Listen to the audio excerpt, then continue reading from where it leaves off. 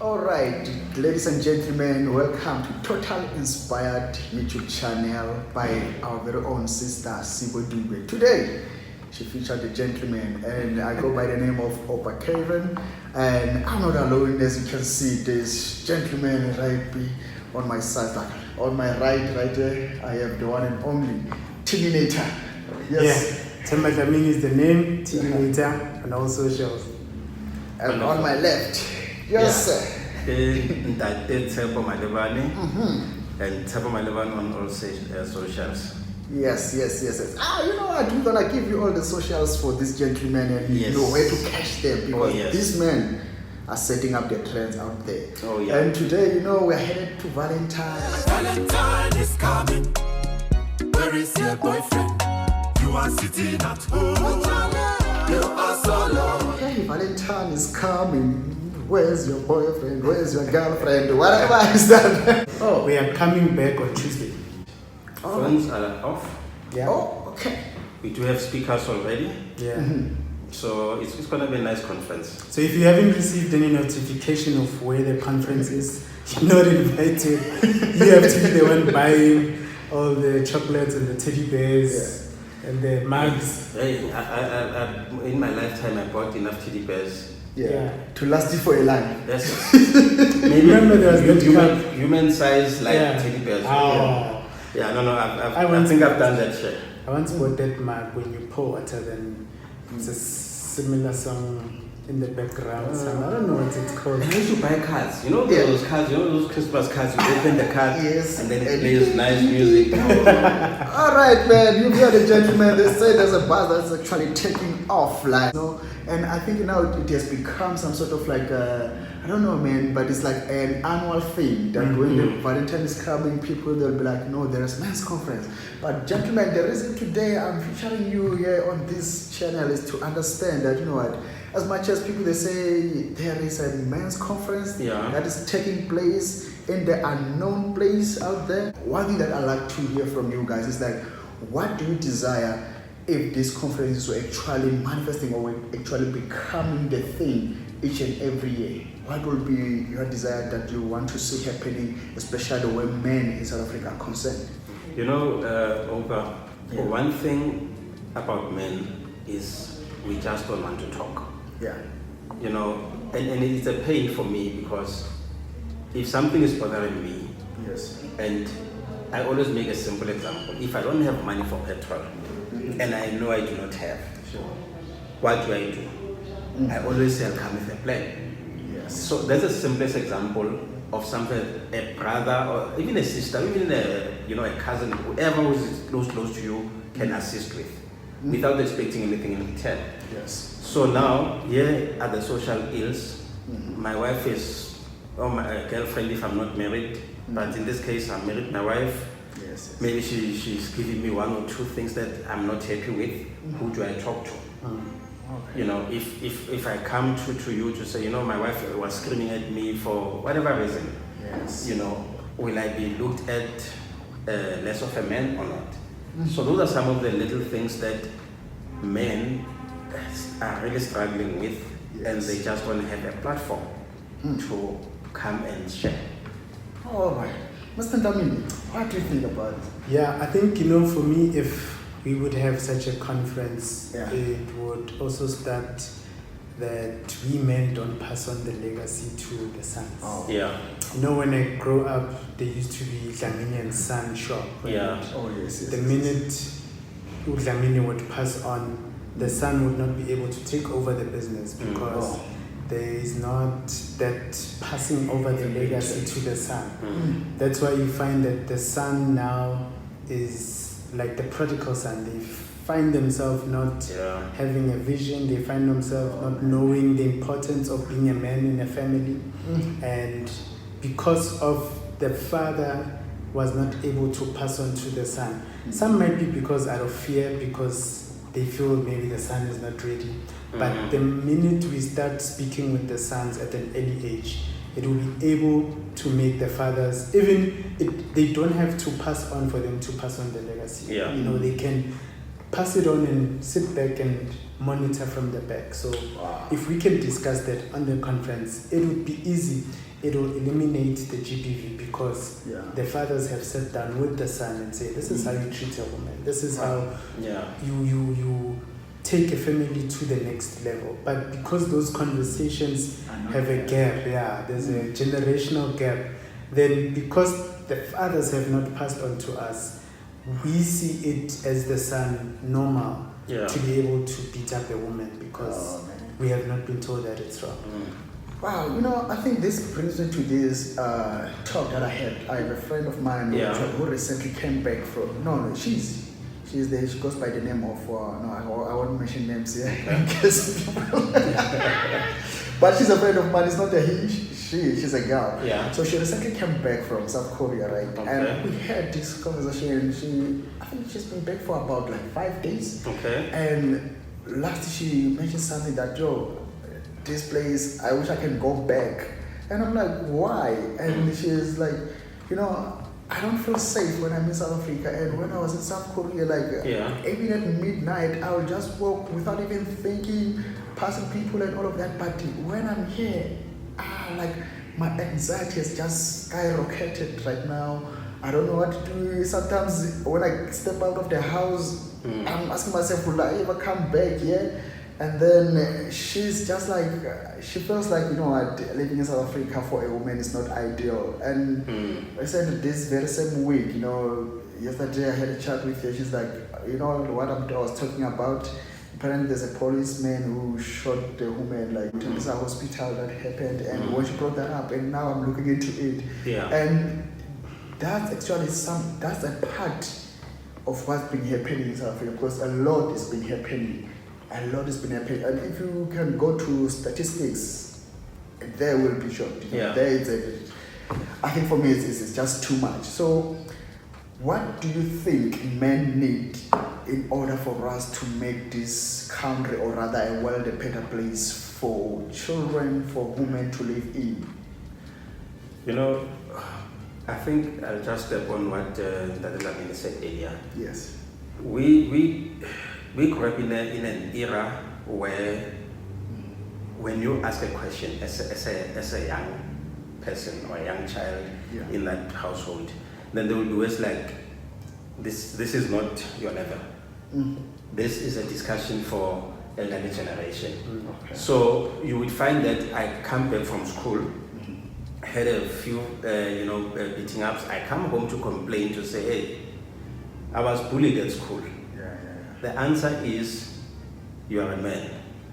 Go fight for yourself.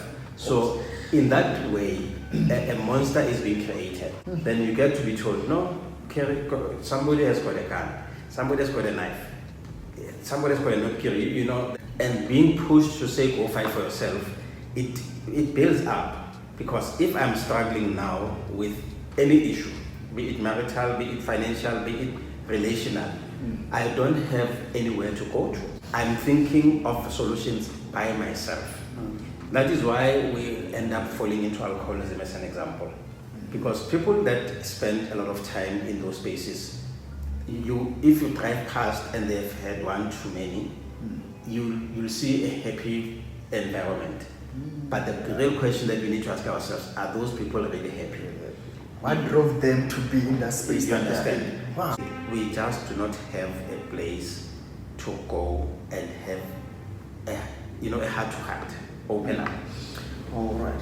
Mr. Pamelu, if you can take it in there just like a minute or two on that one, what do you think that we can do as men to make this world a better place for women and for children? Because we really need to change our behavior, and especially when it comes to women that we live in. We don't want to be in a space where, for example, maybe you are pedestrian, you're paid to be a pedestrian in the evening, and then you bump into a lady, and then now she freaks out. She don't know that what are you gonna do to her. The moment they see a man at night and they're also walking, it's just disaster. What can we do, man? I think it stems from not having relations as men, as brothers.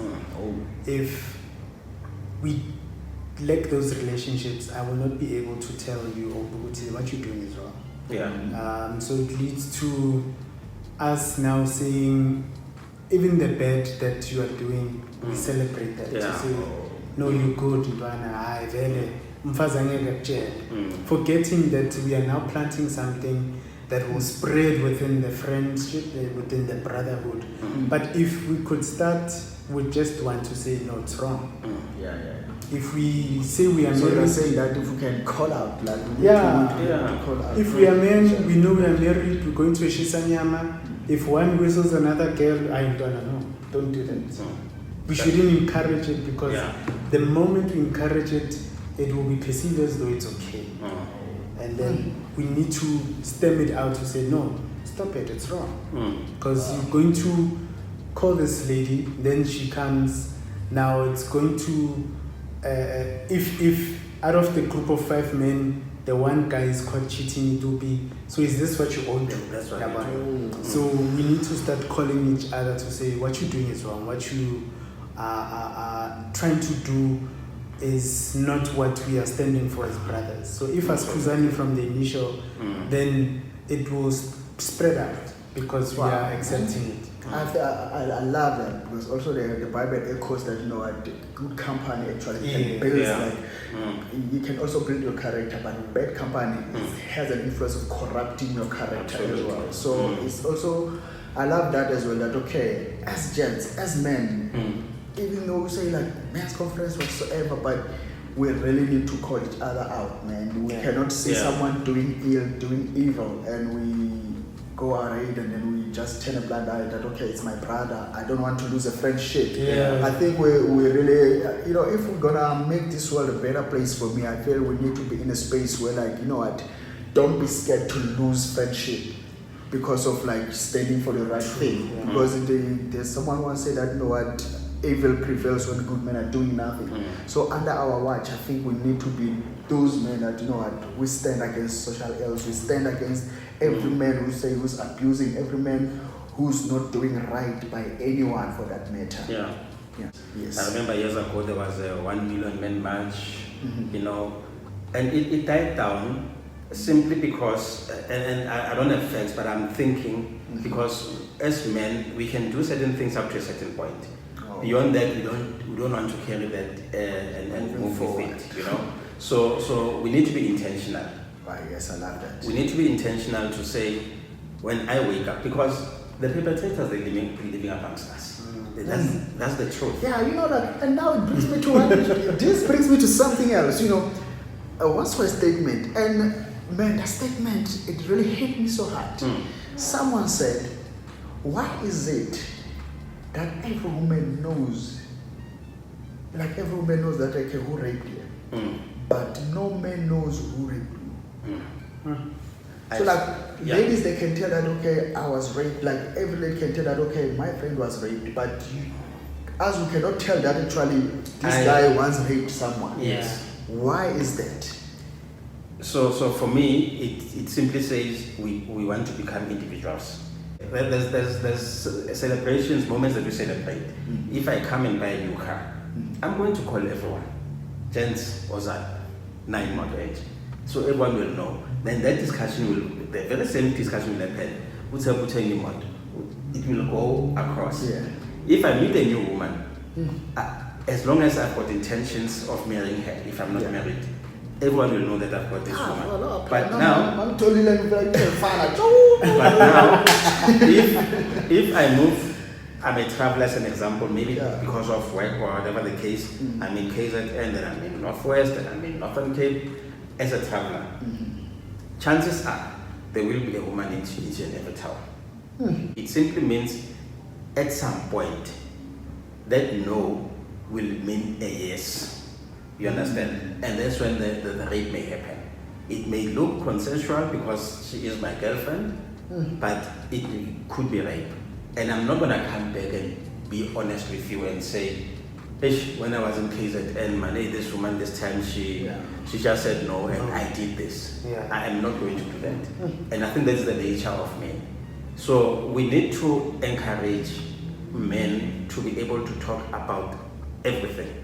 So if Themba comes to me, I know Themba is driving this particular car. All of a sudden Themba is dressed up. Themba is traveling, is driving through. Every week now we meet a different car. and we know that this is the type of life that we live, we need to ask those questions. How Themba? Inheritance? No, in this music. Then it needs to raise a question. If you pick up that there was a crime scene that took place in the area, who got involved, one or the other, we know who the people who do wrong are. The question is, what are we doing about it? Say he's standing up to say something is happening in our community. So if we can start in a small community level to correct this, then South Africa should be a better place. Wow, I love that, man. I hope you're totally inspired on this channel. But hey, time is running out on our side. So what I like, guys, to do, I think one thing that I just want everyone who's watching this out there to get onto grasp on this day is, what are those? I'll say maybe 5 things. You can give me 5. That might can be 5 or 3, but 5 things that you are challenging men to do moving forward from now on. We are in 2022, and from here moving forward, how can men be better?